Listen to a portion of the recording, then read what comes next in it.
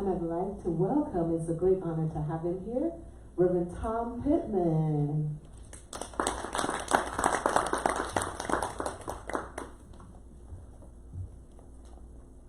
There was a little country southern church, and a new minister came. And there in the very front pew sat a lady, an older lady, and she was the matriarch of the church. That was her pew, by the way. And she was an important lady. And she was important because her granddaddy had built this church. And he was the first pastor. And he was succeeded by her daddy. And in fact, this new minister was the very first pastor that had not come from her family. So the first Sunday he gets up and he gives them just a rip-roaring, inspiring talk about the evils of gambling. And the matriarch said, "Yes, Pastor. Amen. We need that."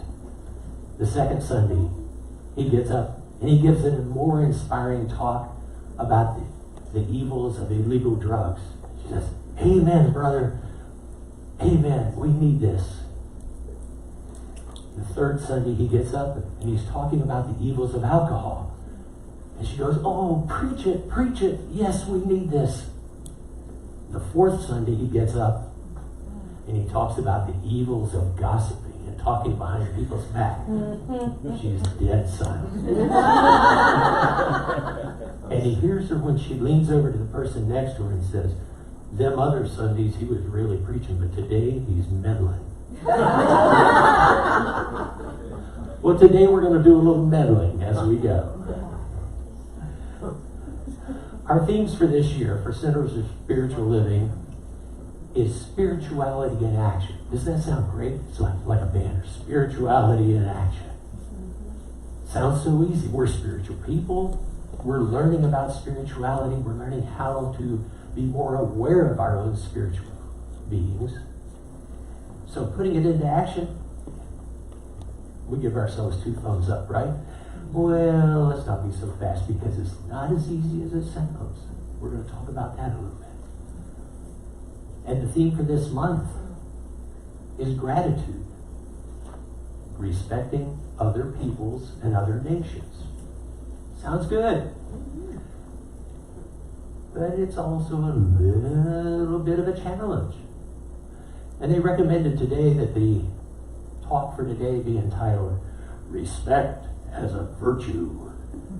Why dump the virtue part? We're just going to do respect. Now, we know what a virtue is, right? That's ascribing to a higher moral standard. We all do that in our lives. That's our spiritual being coming out. We're ascribing to a higher moral standard. But we're going to talk today about respect. Who to respect and how to show respect.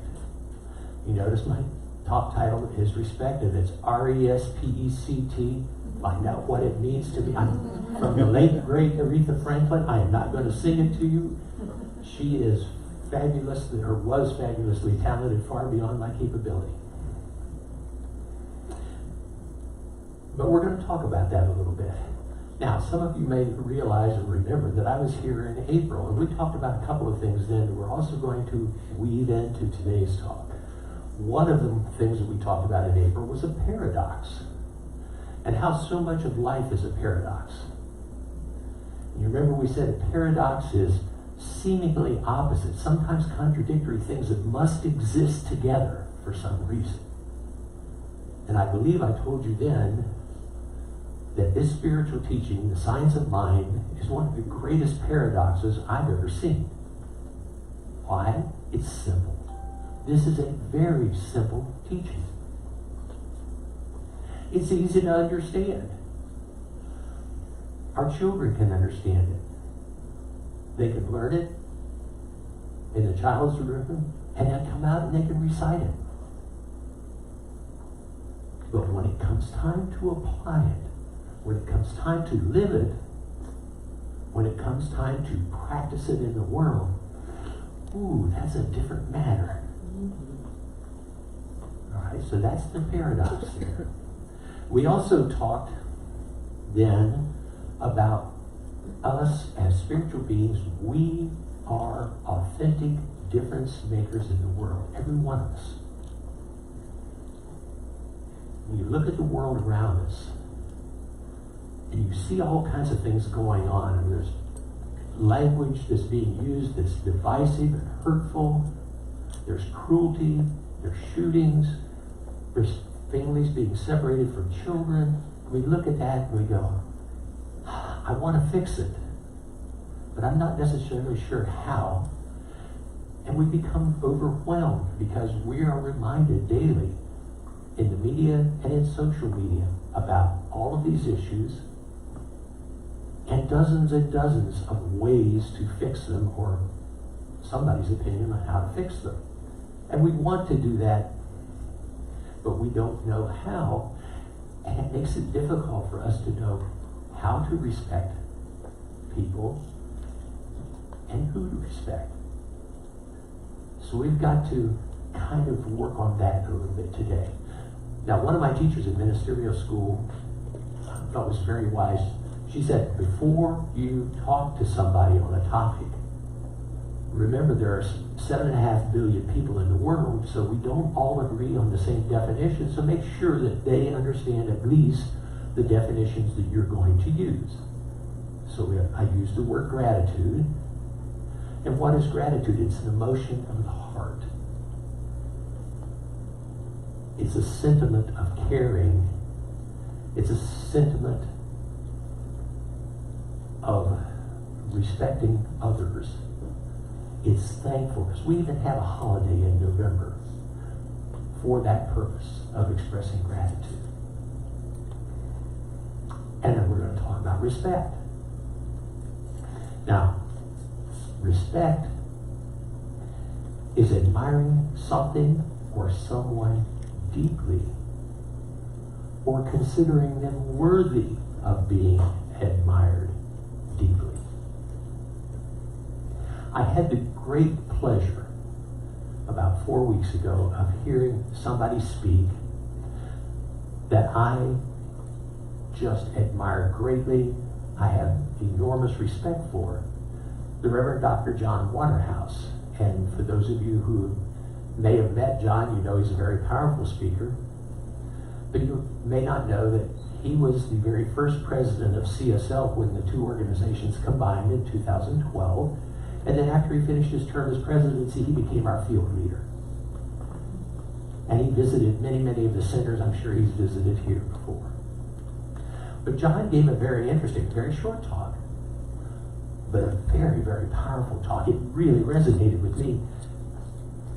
And what John said was, I'm no longer going to use the word decide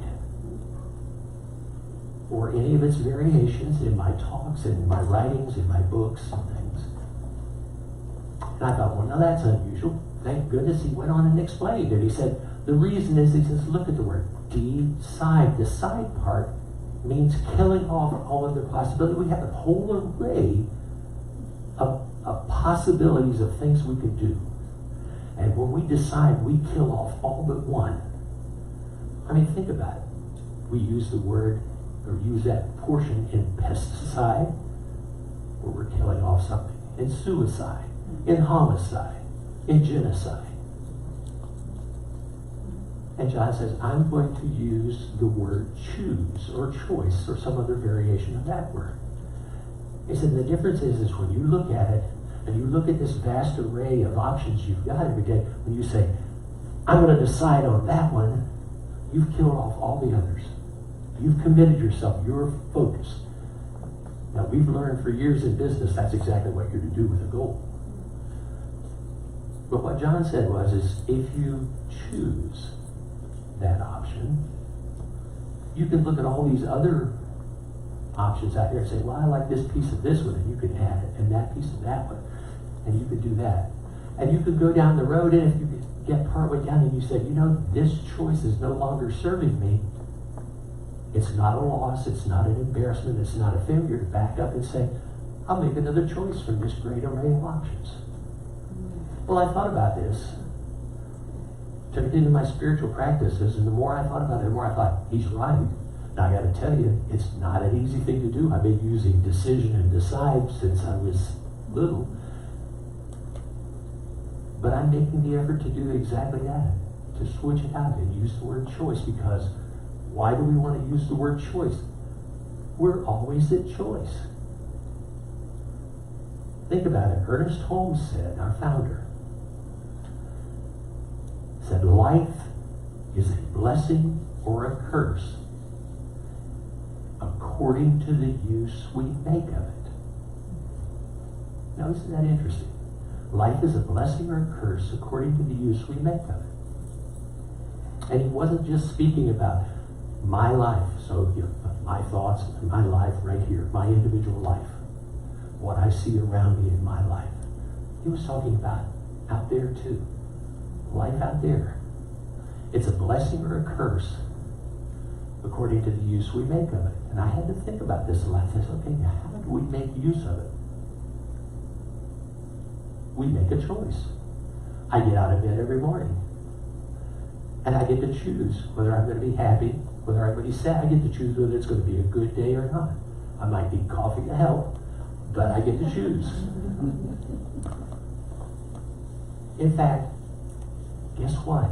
Every single day, every moment of every day, you're about choice, because you're going to choose, choose, choose, choose, choose, choose, choose, choose, choose. Everything's a choice.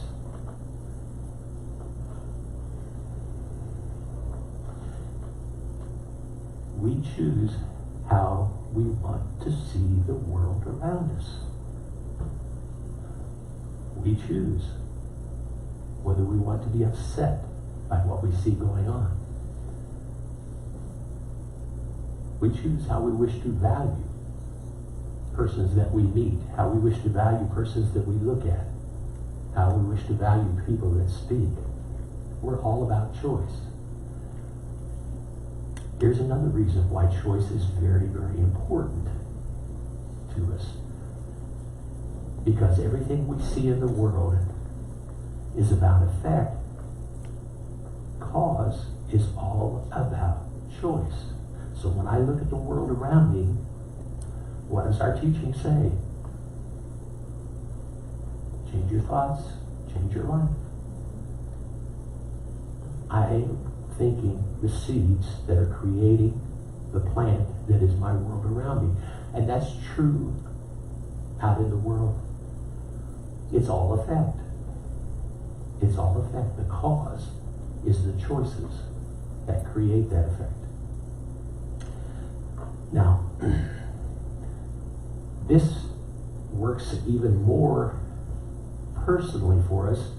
It does for me, at least, because I grew up in a family where I don't even think they could say good morning without attaching to that a judgment or a label, maybe a little criticism and some condemnation.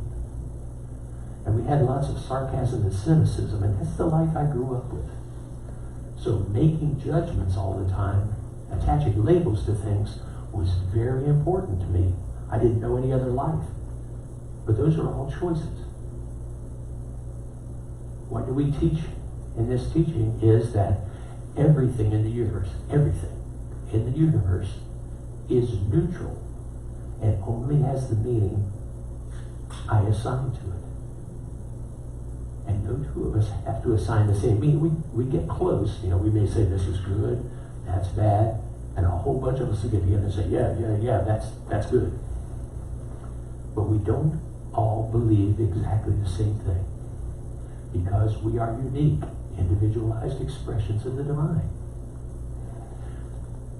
The good and bad are choices we make, right, wrong, choices we make, acceptable, unacceptable, choices we make. The universe is neutral.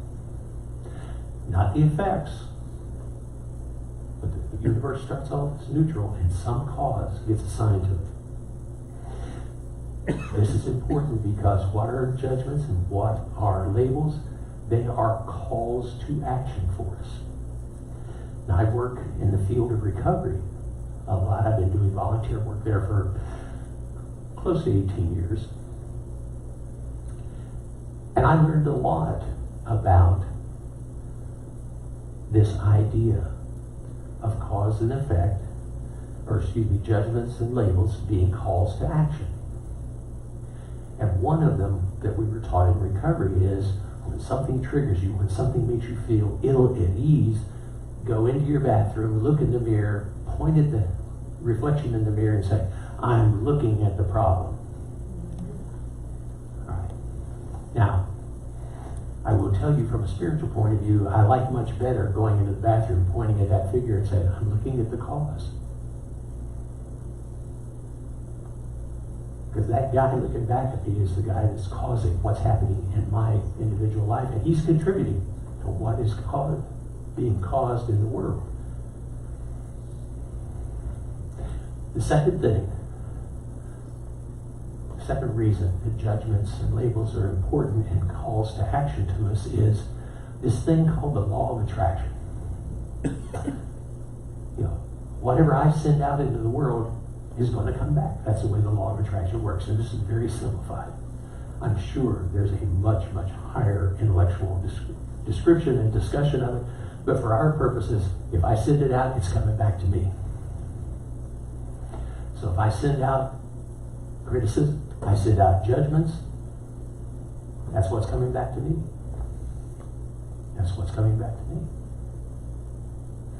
And that's part of our paradox. This law of cause and effects is part of our paradox with how to deal with this changing world, how to know who and what to respect. That's why I put it in there.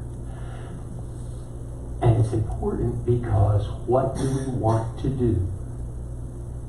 Just as with our individual lives, what we want to do is we want to look at this world, we see all this stuff that's wrong out there, and we want to go and change it out there. We want to go to the effect and say, that's not good, it's not working, it needs to be changed. Replace this person, get rid of that, change this, do that, all out there. Now, we are a society conditioned to do things that way. And we are for two reasons, really. One is we want to be able to fix something, so we want an identifiable solution. We want a sure fix. We want to say, this is the way to fix it. By golly, I know this is the way to fix it. Let's do it. And the second thing is we add, let's do it. Right now we want immediate results. The fact that this condition, this effect, may have taken years and years and years to come to fruition. We don't want to take years and years and years to get it fixed. We want it fixed, and we want it fixed right now. We know the solution.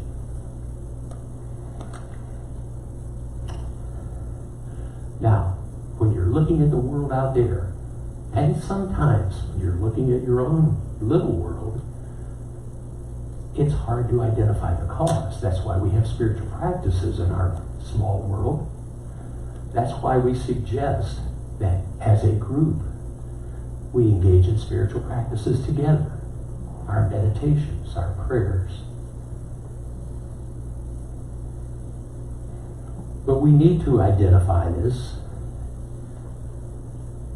because it's very important. Let me make sure I get the name correct here. Reverend Paul Gagne. Have any of you ever heard of him? Reverend Paul Gagne was a religious science minister in Atlanta.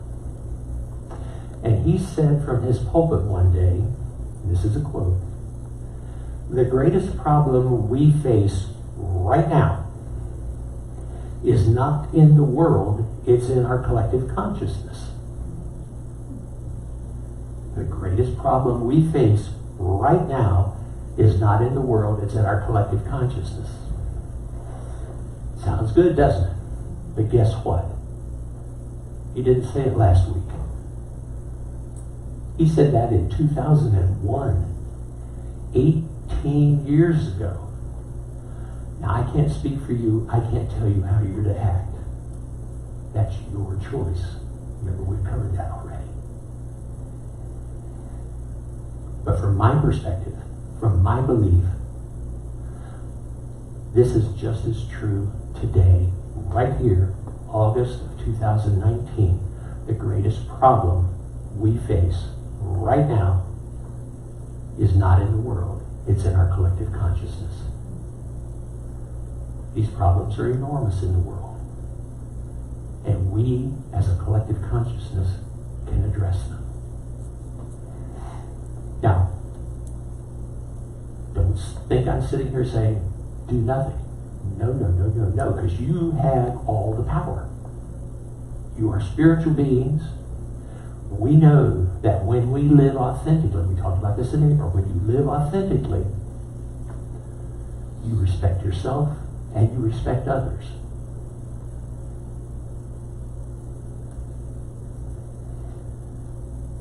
So you may say, well, what in the world can I change?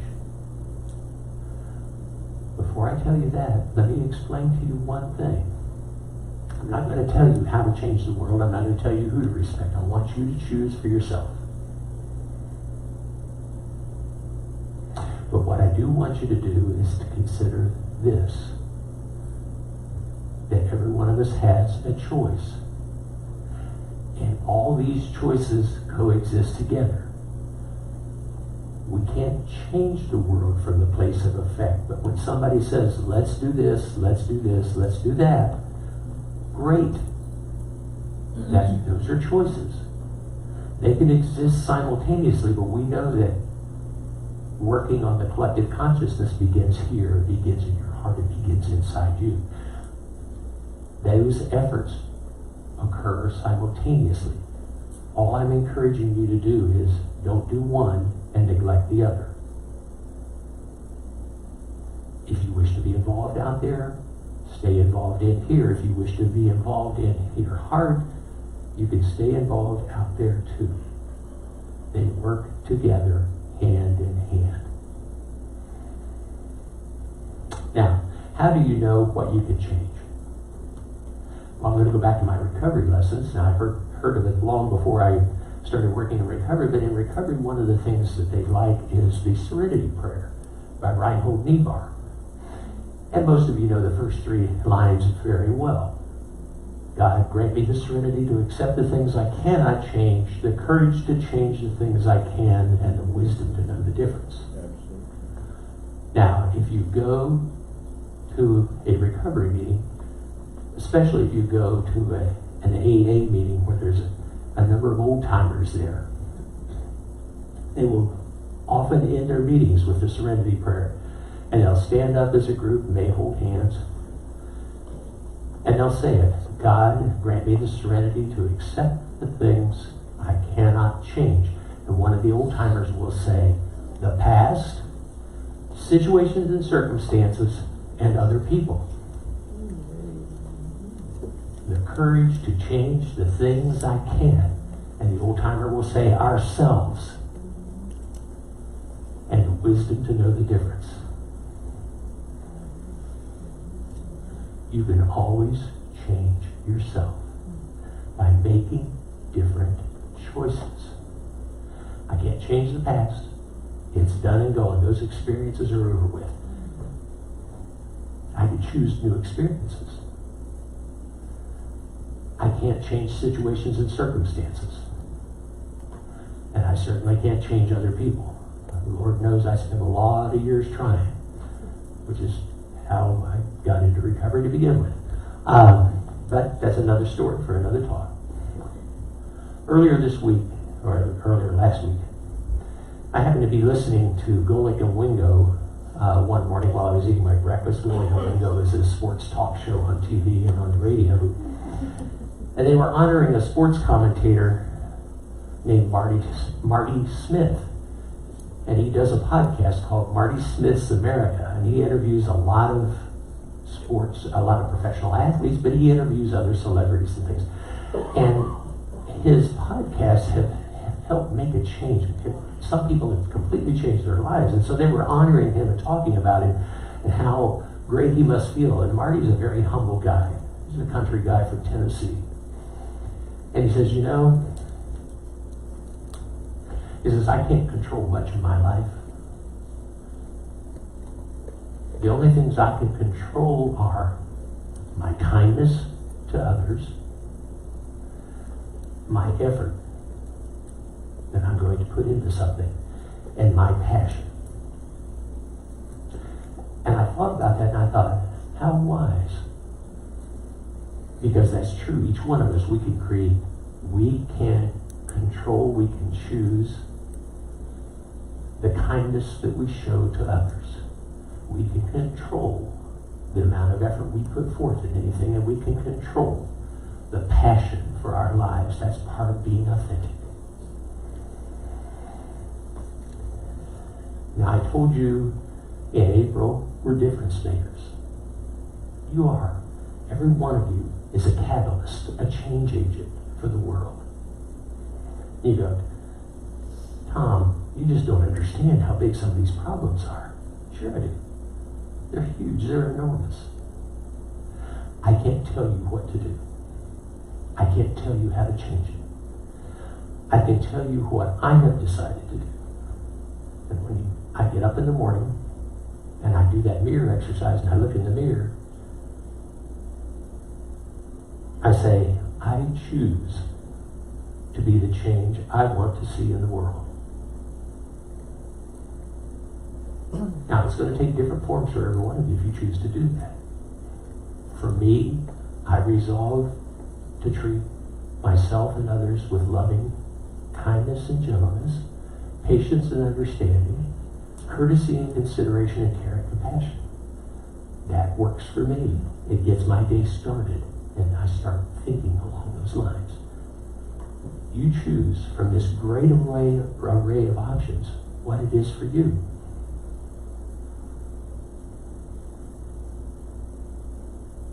Now, you say, well, my actions are so small. Yes, they may be small, but small actions can have a great, enormous result. I chose, it's not up there right now, I chose for the affirmation of the day the quotation by Mother Teresa, that I alone cannot change the world, but I can cast a stone across the waters to create many ripples. This is called the ripple effect. It's taught in parenting skills courses, it's taught in business, it's taught in relationship courses. Small actions can have a major effect. Go out there, find yourself a lake or a pond nearby, and go out and take and cast a stone. Whoop! There was my ring. Cast the stone out. See, that's what happens when you lose weight. Thank you.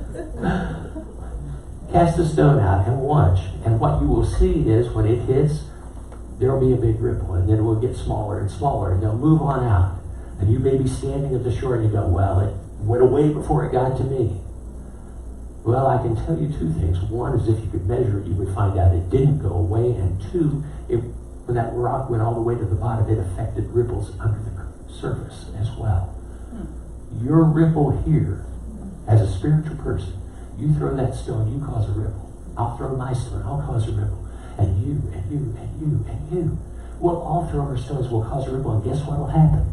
We'll create a wave. Yes. And you create a wave big enough that a massive ship in the ocean is going to be shifted in its course by the current of your wave, so that the helmsman has to steer it back to the course the captain wants to take. We use the example a lot of times of a butterfly, the flutter of a butterfly's wing. A single flutter of the wing of a butterfly here can create a tsunami or a hurricane on the opposite side of the globe. Imagine that. But it's the air currents of many butterflies that move. So your small actions can have a great effect. It may not have an instant effect to the whole world, but it will have an effect to your world. And then that ripple effect will move out. You say, now Tom, what has all this got to do about respect? How to change the world and demonstrate respect to yourself and others comes from how you look at the world, how you choose to see the world, how you choose to act with the world and in the world. And as you get up in the morning and make your declaration of how your day is going to be and how positive it's going to be and how much effect you're going to have in the world, suddenly you'll be seeing people with whom you go, I respect them. Not because they agree with me. I respect them. And why can we respect them? What can we do to make sure we respect them? Well, first thing, find something about them to like and admire. Find some good in others, no matter how hard you have to look. That person who's speaking, whose very words and their voice and their mannerisms just makes you cringe, just tightens your jaws, just makes your blood boil. Find something good in them. I want to tell you a story. It's one of my favorite stories, and it's a little long, so please bear with me. There was a young student in elementary school named Johnny. And Johnny was getting ready to go into the 3rd grade. And in kindergarten, and in the 1st grade, and in the 2nd grade, Johnny was an absolute hellion. He did nothing but cause trouble. He would fight with other kids. He would bully. He didn't pay attention in class. He would disrupt class. He was a problem child. His grades were poor. His deportment was poor. Every teacher, the first 3 teachers, at the end of the year said, this kid's a problem. He needs to be expelled from school. We don't need this kind of kid in our school. Well, in this school, there's a 3rd grade teacher. And she knew all about Johnny because she had heard the other teachers talk in the teacher's lounge about Johnny. And she said, you know, I really hope one of the other 3rd grade teachers get him. I've had a tough year and I don't need another year like that. She goes back to school, she gets her class roster, and lo and behold, guess what? There's Johnny. And he's hers for the year. And August comes, and September, and October, and November, and guess what? Johnny is absolutely true to form. He's disruptive. He's upsetting. He's disturbing. His grades are poor. His conduct's poor. He's late to class. He is everything she expected him to be. To the point where right before Thanksgiving vacation, she gets up in the morning, she says to her spouse, I don't want to go to work today.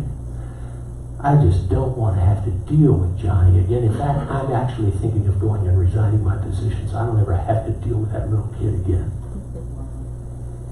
Well, Thanksgiving vacation starts. And she's there with her family, starting to prepare a meal for her extended family.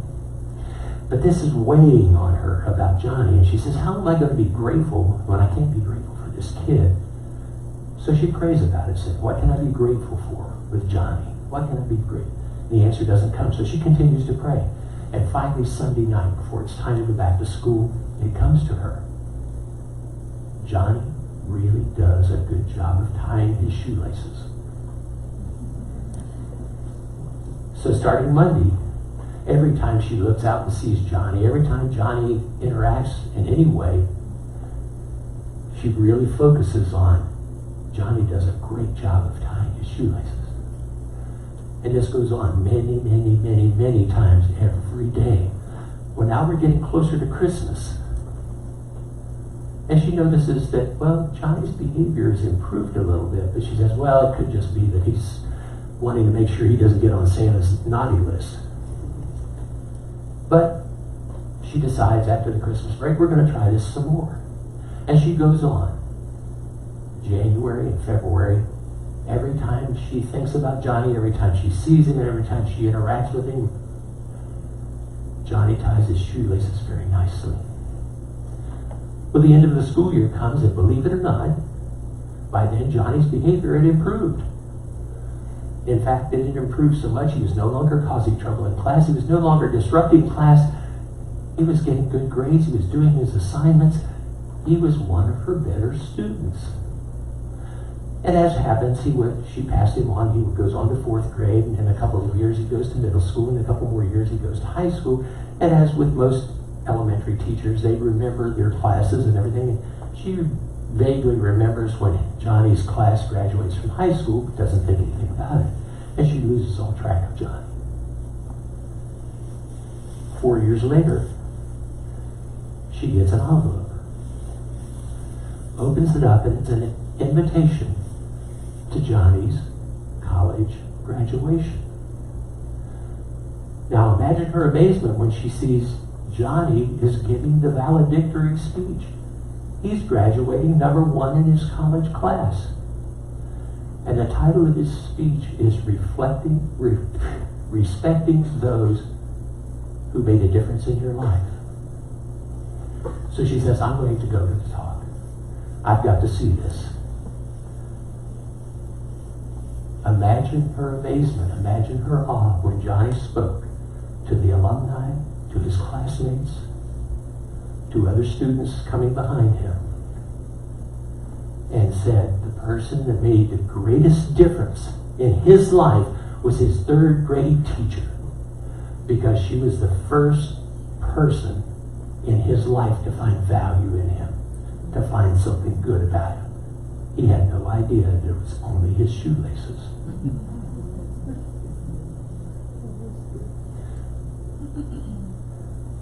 So find value, some value. Doesn't have to be big. Remember, we are all one. That's what we teach. We all are one. We are created by a source that is only love. Our job, my job, every single day is to understand that I am the essence of divine love. And that love is to connect with you and your divine love, and you, and you, and you, and you, and you, each one of you, to the divine love that you are, because that's all we are. That's all we are. So I encourage you, whether you like what somebody's saying, whether you like what anything is happening, keep that oneness in mind. And if nothing else, if you can find nothing else, respect the fact that we all are one, and the love in you, I respect the love in you, and I respect the love in you, and I respect the love in you, and you, and you, and you, every one of you. We respect the love essence of each other, rather than just trying to change you. Now I'm going to close with another quote. And it's one I just saw yesterday, and I just added it on. Fortunately, I didn't see any this morning to add on. And this one is by Thomas Merton. And I love it. He says, our job is to love others without stopping, to inquire whether or not they are worthy. It is not our business, and in fact, it's nobody's business. What we are asked to do is to love, and this love itself will render both ourselves and our neighbors worthy. You are the difference makers, every one of you. And so it is.